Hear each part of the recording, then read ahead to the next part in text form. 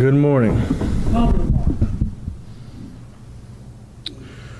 We're on lesson 13, Samuel summoned from the dead. And before we get started, I must say that I thank Frank for his prayer, for the teachers having a ready recollection. I have a ready recollection. I have my notes here this morning, but I forgot my PowerPoint.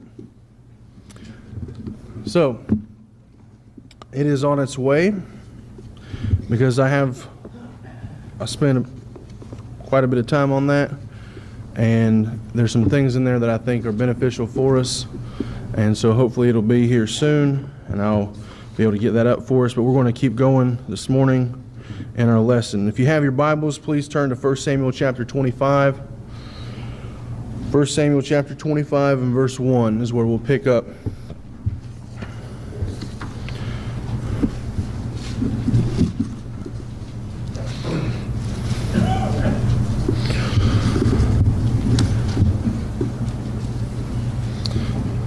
One thing as you're turning there, being a teacher, you're always prepared for technology failures, so have no fear. The class will go on. 1 Samuel 25, verse 1. Then Samuel died, and the Israelites gathered together and lamented for him, and buried him at his home in Ramah. And David arose and went down to the wilderness of Paran. We're going to stop here for 1 second. Samuel died. I want you to turn to 1 Samuel chapter 1 for a second. Hold your finger there and go turn back to 1 Samuel chapter 1. When we look at 1 Samuel chapter 1, we find Samuel's mother Hannah praying for a son. She was praying for a son,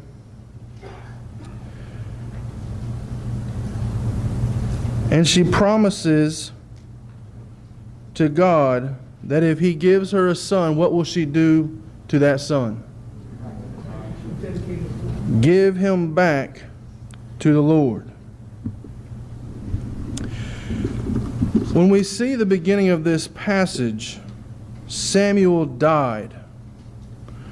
It should serve to us the fact that despite the relationship that he had with God, despite the closeness that he had with God, what still happened to him?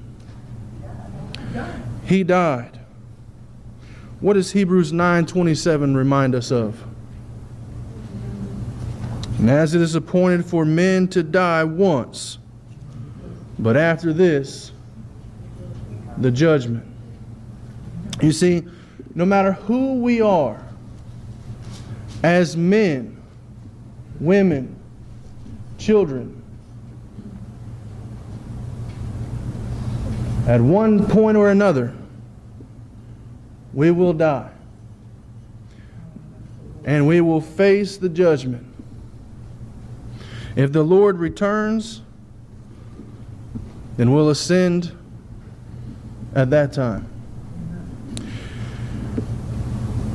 And it's interesting to note that many people don't like to think about death. Many people don't like to think about dying. It's kind of depressing when you stop and dwell on it, because, we are leaving so much behind here on earth. However, as Christians, we know that we have a better hope. We have a better promise ahead of us. And as Christians, we have nothing to fear about death. I'm reminded of what is written in Revelation 2:10, the last part. Be faithful unto death, and I will give you the crown of life. Paul said in Philippians 1:21, For unto me to live is Christ, and to die is gain. Jim, you got a comment? Ecclesiastes 7, verse 1. What does it say for us?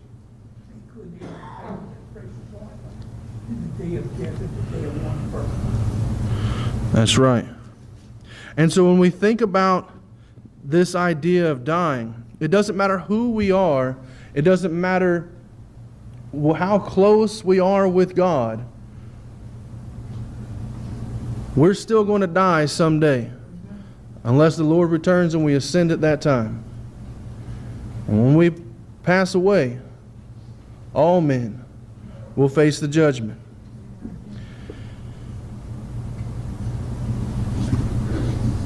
Turn with me to 1 Samuel chapter 28. 1 Samuel chapter 28. We're going to spend the remaining of our Bible study this morning in this chapter. 1 Samuel 28, verses 3 through 18. 1 Samuel 28, 3 through 18.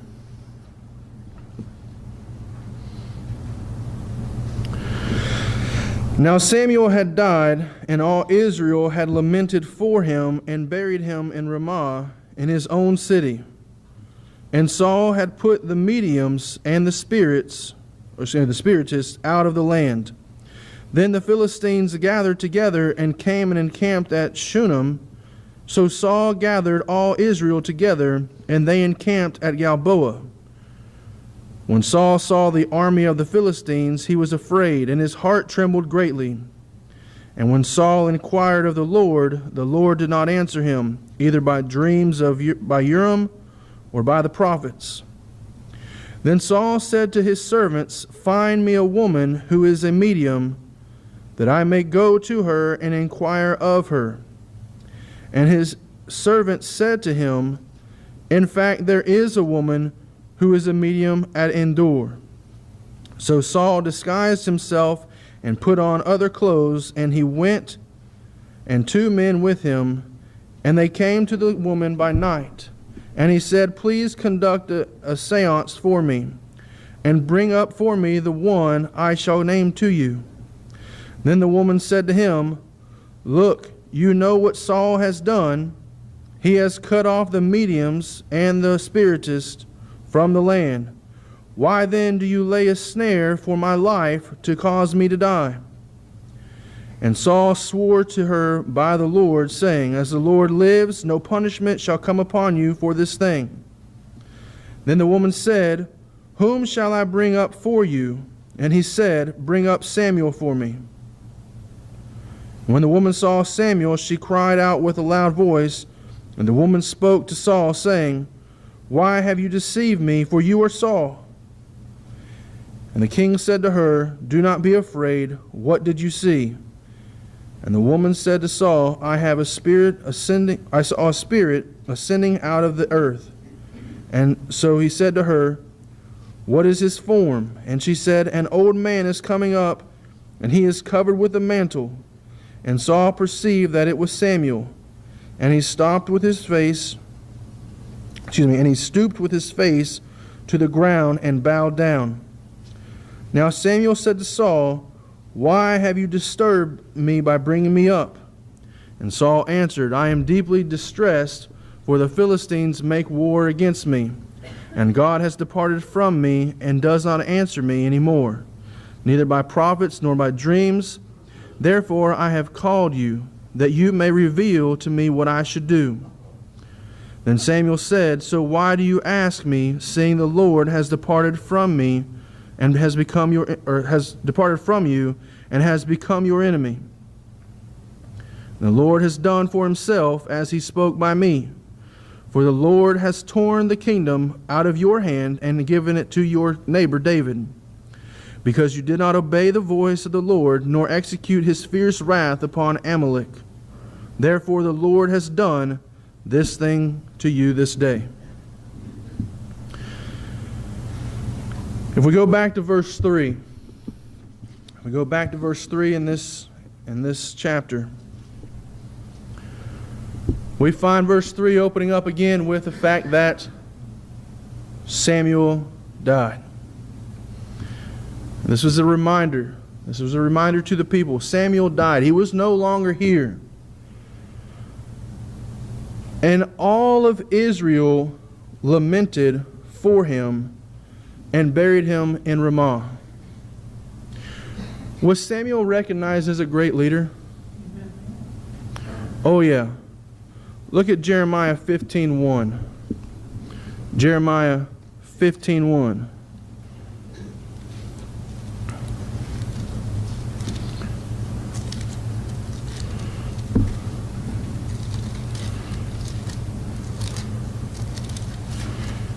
Jeremiah 15:1. Then the Lord said to me, even if Moses and Samuel stood before me, my mind would not be favorable toward this people. Cast them out of my sight and let them go forth. Was Moses a good leader? Moses led the people out of Egypt, and it wasn't just a small number. You see, Samuel was considered a great leader amongst his people.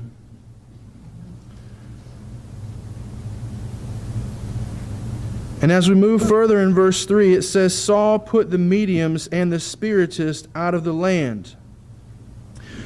Here we find Saul saying that those people who interact with the spirits, they're to be cast out. Was this anything new to the Israelites? No, it wasn't. In fact, we find this actually taking place prior in Exodus 22 and verse 18. Exodus 22 and 18, Leviticus 19:31. We find that God demanded that this be in place already. And so we find Saul, who was obeying God's commandment by doing this.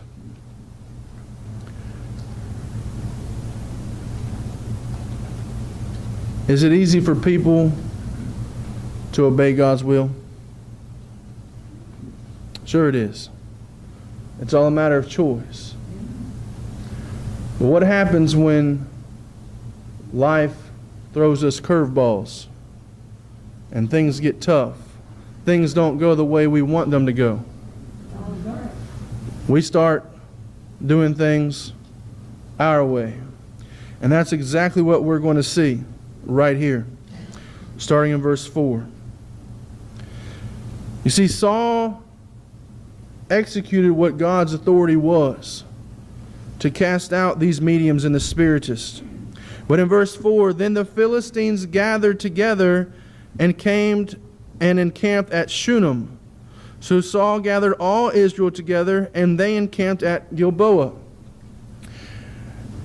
And in preparing for this, and here's where our PowerPoint would come in handy, but it should be here soon. Gilboa was a mountain. And so we find the Philistines gathered together in one area near Mount Gilboa. But we find Saul gathering all of Israel on top of this mountain. Why would he do that? So he could see. In verse 5, was he afraid of what he saw? Did he like what he saw? No way. Saul saw the army of the Philistines. He was afraid, and his heart trembled greatly.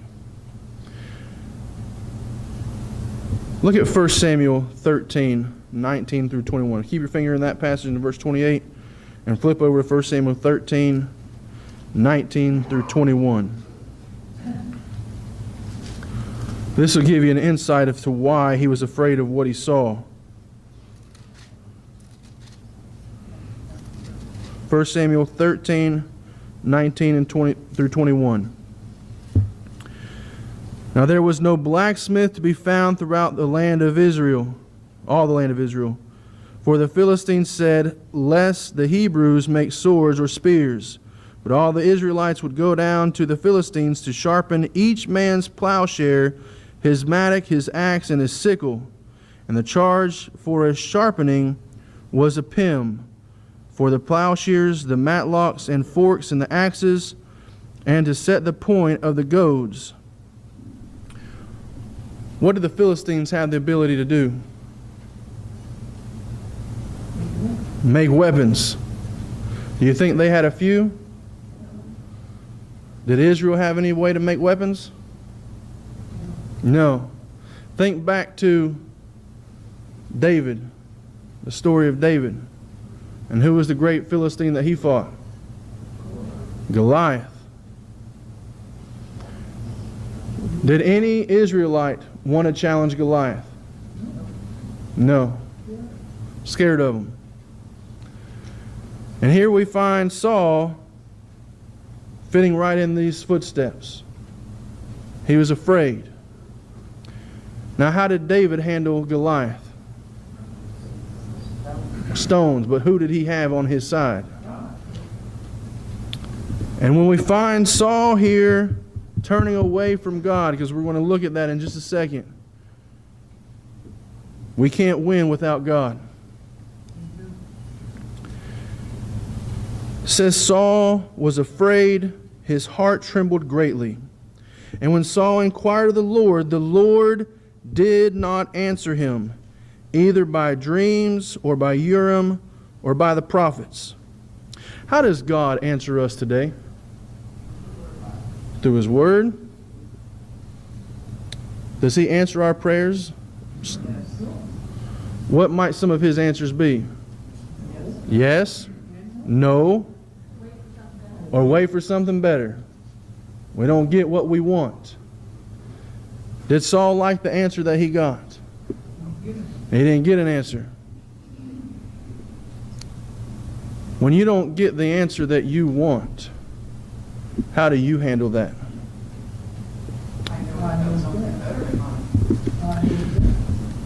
How do most people handle when they don't get what they want? Not too well. You ever tell your children no? How did they handle it? Temper tantrum. You ever known any grown folks that have temper tantrums? Oh yeah. You ever know somebody who will do whatever is necessary to get what he or she wants? That's what we're going to see right here with Saul. Look at verse 7. Then Saul said to his servants, find me a woman who is a medium, that I may go to her and inquire of her. And his servant said to him, in fact, there is a woman who is a medium at Endor. Notice what Saul does. Saul uses his power to manipulate the situation. He turns to his servants and says what? Go find me a woman who's a medium. But prior to this, what did Saul do to all mediums? He exiled them. He's manipulating the situation through his power. But he's proven that he was either a manipulator or weak. Mm-hmm. We never take responsibility for the things he did. He blamed it on others. You ever study history? You ever know of any other kings that manipulated the situation to get what they wanted? All of them. All of them. See, man doesn't like to not be in control. And so we find here that he summons for a woman who is a medium. And Saul, and look at this now, verse 8. Saul disguised himself and put on other clothes, and he went, and 2 men with him. And they came to the woman by night. Now here it is, the king of a land who has manipulated the situation so much that he himself has to hide himself. Why? Somebody will recognize him. And in fact, that's actually right here in my notes. You ever known anyone else in the Bible who hid themselves? Who tried to hide themselves? Peter? Who else? What about Adam and Eve? What'd they do? They covered up. Think about the fact that he stood head and shoulders above all the people. You think that she recognized him? It's awfully hard to disguise yourself when you're that tall. Yeah. And think about this. When did he come to her? By night. He came to her by night. Now I think there's another reason why he came to her by night, and when that PowerPoint gets here, I'll show you why. But it has to be the location, the proximity of where he was going. And he said, "Please conduct a seance for me and bring up for me the one I shall name to you." Verse number 9. Then the woman said to him, "Look, you know what Saul has done, how he is cut off." Oh, there it is, right there. Awesome. Thank you. Give me 1 second. First world problems, right? Too many computers. One's too many, Jim.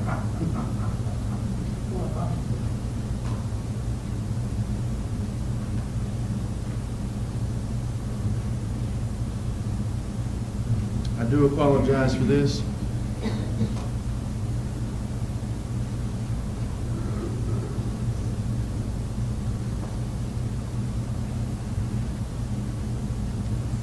Jason, there's an old saying that says the air is human, the river foul out of the water.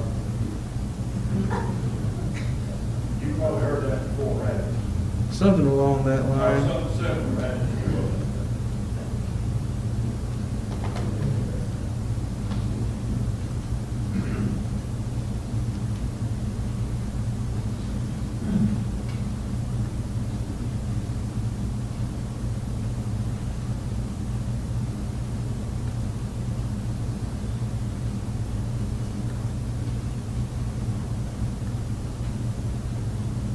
Hey, Fred, 2,000 years ago, there was another saying, when I was programming, garbage in, garbage out. That's exactly right. You're only as the computers is only as smart as the programmer.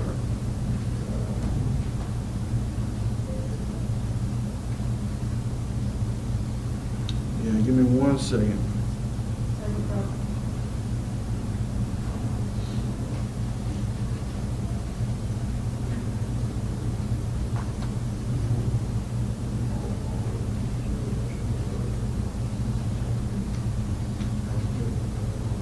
That'll be back up here in 1 second.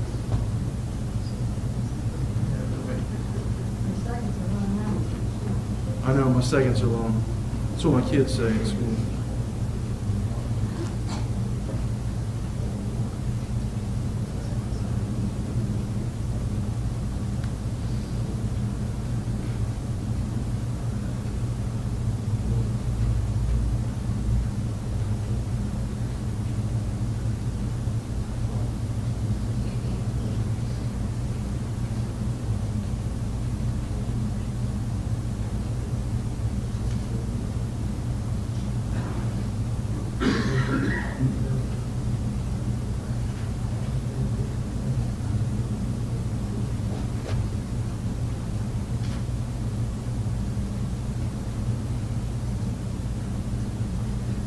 Oh no.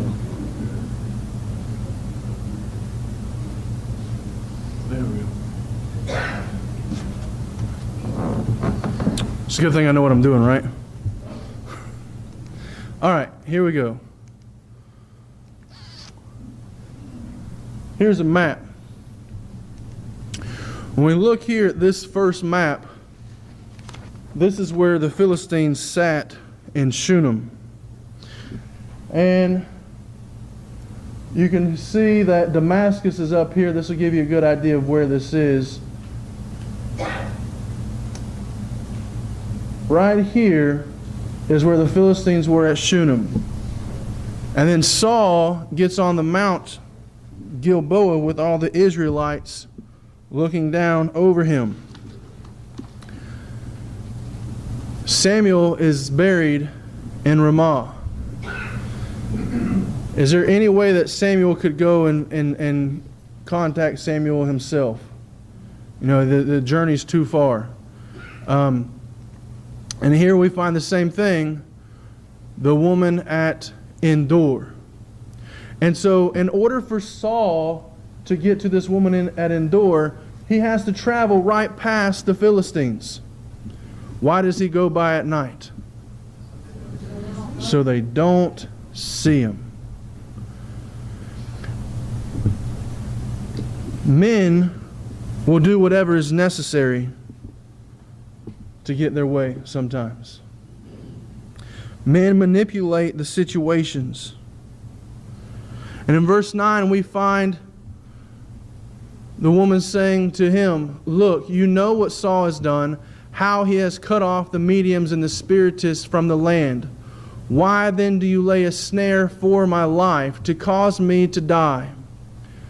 And Saul swore to her by the Lord, saying, "As the Lord lives, no punishment shall come upon you for this thing."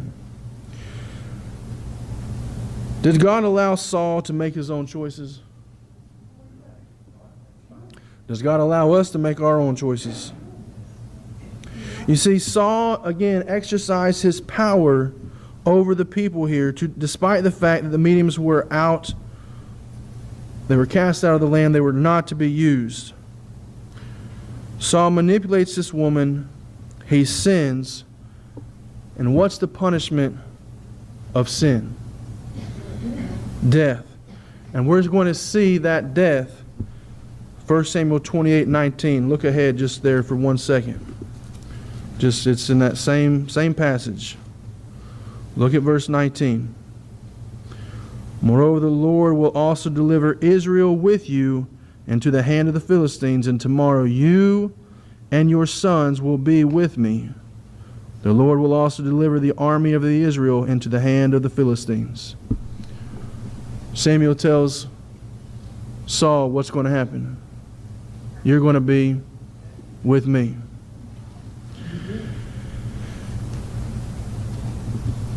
Verse 11, then the woman said, "Whom shall I bring up for you?" And he said, "Bring up Samuel for me." And when the woman saw Samuel, she cried out with a loud voice. And the woman spoke to Saul, saying, "Why have you deceived me? For you are Saul." And in verse 12, when the woman saw Samuel, this indicates that he appeared. He appeared because God allowed it to happen. And the king said to her, "Do not be afraid. What did you see?" The woman said to Saul, "I saw a spirit ascending out of the earth." And so he said to her, "What is this form?" And she said, "An old man coming up, and he is covered with a mantle." And Saul perceived that it was Samuel, and he stooped with his face to the ground and bowed down. Why do you suppose that he did this? Because he was sorry. He was sorry. I think Saul realized that he had messed up. He messed up. Do you ever challenge God? Who's going to win when people challenge God? God will. No counsel. No understanding.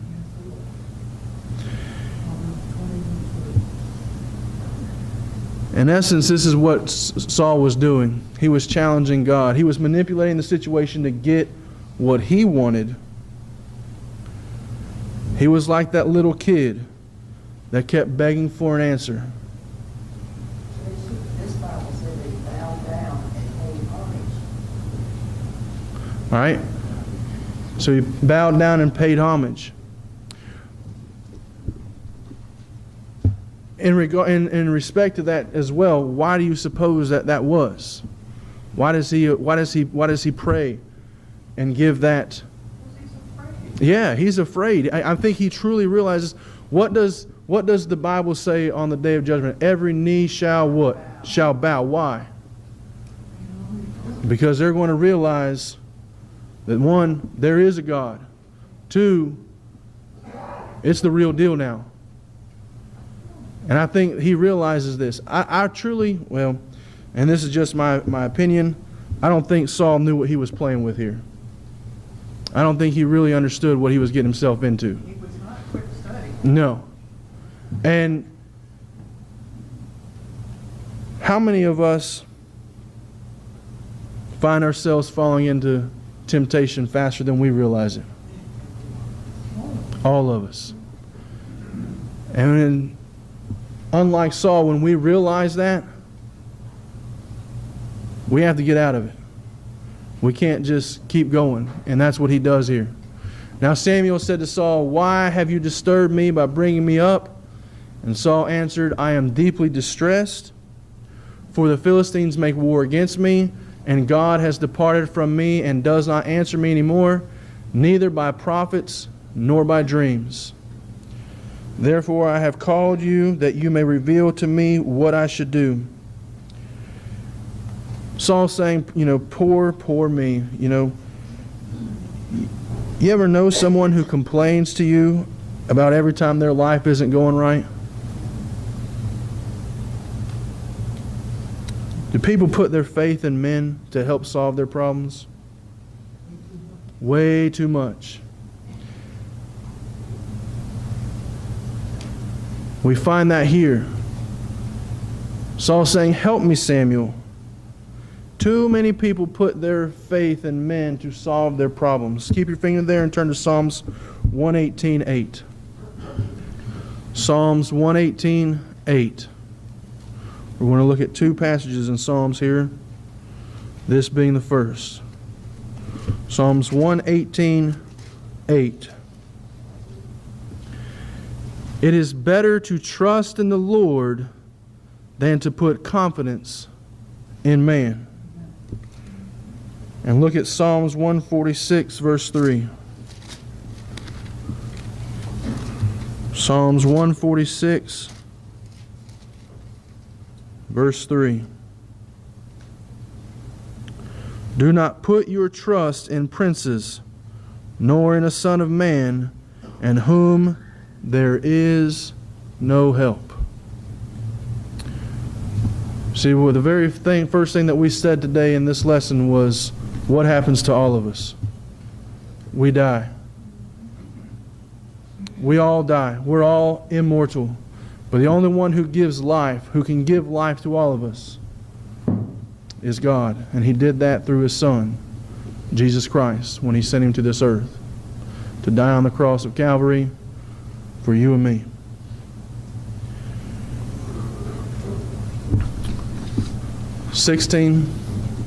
Then Samuel said, "So why do you ask me, seeing the Lord has departed from you and has become your enemy?"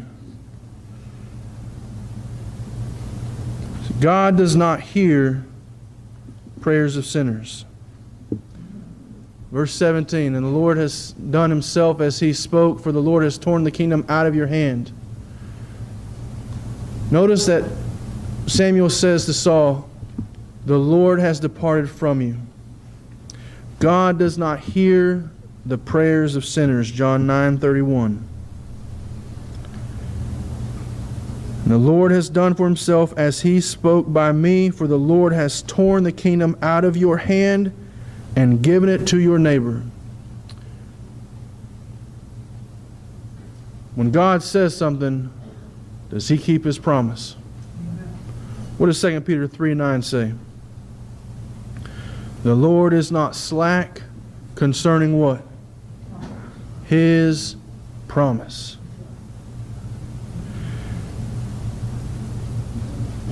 As humans, we like to manipulate situations to get what we want.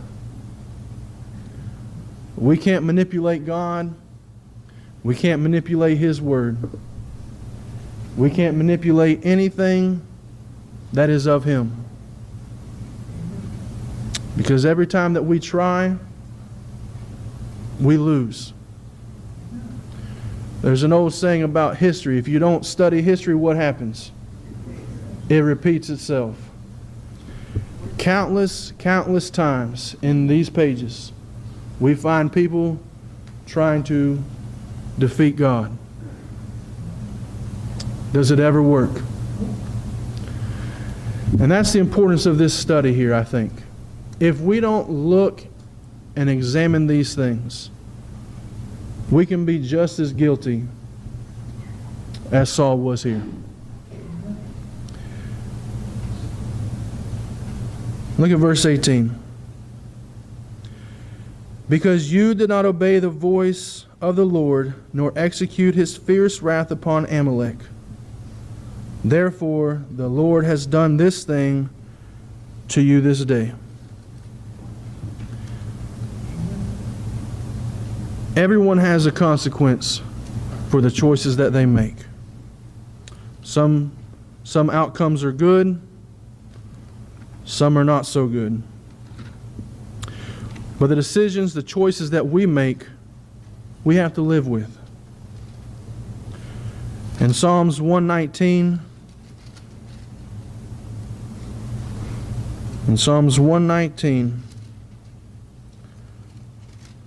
and verse 160, we're told the entirety of your word, God's word, is truth. And every one of your righteous judgments endures forever. As Christians, the judgment that we will face will endure forever.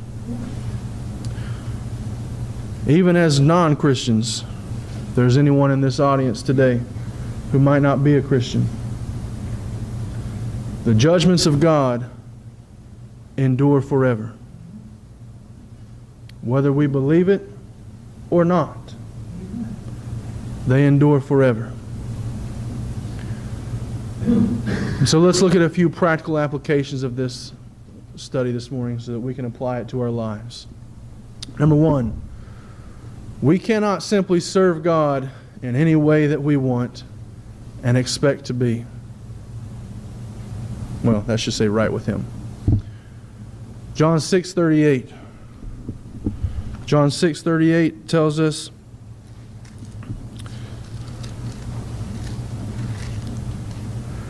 "For I have come down from heaven not to do my own will, but the will of Him who sent me." The will of Him who sent me. And in chapter 14, verse 15, Jesus says, "If you love me, keep my commandments." You see, the commandments that Jesus said were not His will, but they were God's will. We cannot serve God any way that we want and expect to be right with Him. We must remember that God hears the prayers of the faithful, John 9:31. And if I'm choosing to sin and I only turn to God in times of doubt, times of despair, times of trouble, do you think He's going to hear me? It's going to be just like Saul. When we fall in difficult times, we don't need to turn to desperate measures like Saul did. Don't try to manipulate the situation. We have to turn to God for His help. In Matthew chapter 19, verse 26, Matthew 19, verse 26, we find Jesus saying, "With men, this is impossible, but with God, all things are possible." Philippians 4,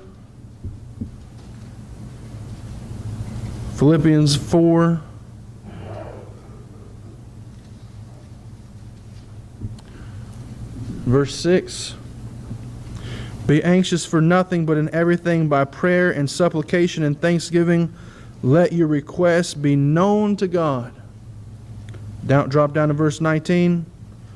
And my God shall supply all your need according to His riches in the glory by Christ Jesus. If you go back to Psalms 18, verse 2.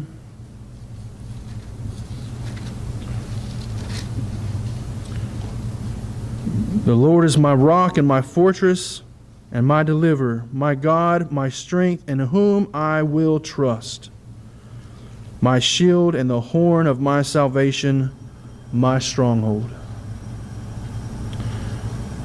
Flip over to chapter 34, verse 19. Many are the afflictions of the righteous, but the Lord delivers him out of them all. Proverbs 3, 5 through 6. Proverbs 3, 5 through 6. Trust in the Lord with all your heart, and lean not on your own understanding. In all your ways acknowledge Him, and He shall direct your paths. See, what I'm trying to get here to the point is, I can't get through this life by myself, and I can't depend on somebody else to help me get through it either. The only person that I need to turn to when I'm faced with difficulty is God. Trust in Him, lean not on my own understanding, and let Him be in control. When we're faced with these trials, they shouldn't be our only time that we communicate with God.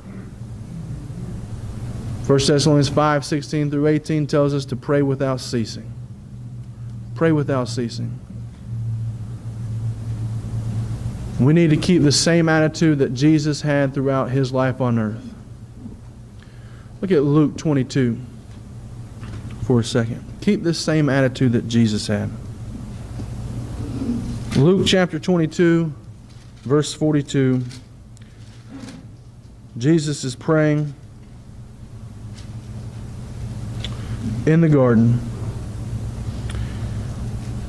And He says, Father, if it is your will, take this cup away from me. Nevertheless, not my will, but your will be done. If we can keep this attitude, if we can seek God in all things and all aspects of life, we'll make it. We'll make it till the end, and we'll receive that crown of glory. But if we're like Saul, and we manipulate the things that we're faced with, the situations, to get what we want, we'll lose every time. We'll lose every time. Thank you for dealing with my technology difficulties this morning. I do appreciate it, but we made it through this lesson. I think we've all been uplifted by it.